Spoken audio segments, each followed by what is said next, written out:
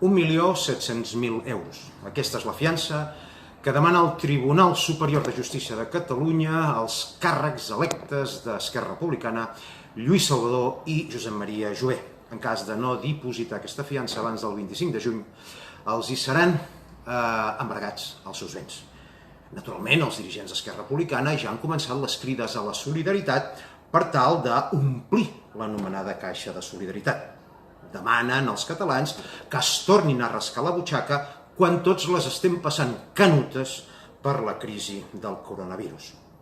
Casualment, entre els gairebé 800.000 treballadors catalans afectats pels ERTOs i l'atur, no hi ha cap dirigent, cap càrrec ni cap assessor d'Esquerra Republicana ni de cap altre partit. Però Esquerra demana que siguem solidaris amb els seus dirigents perquè, esclar, pobrets no tenen diners al partit per pagar aquesta fiança.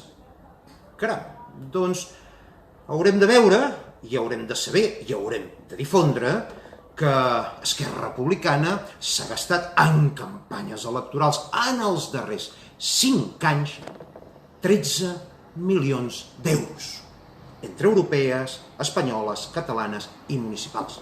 Si tenen calés per anar a eleccions i ocupar poltrones, els haurien de tenir per pagar aquesta fiança. I si no, que haguessin estalviat, com intentem fer la gent del carrer. Per tant, ni un euro a la fiança de Jové i Salvador.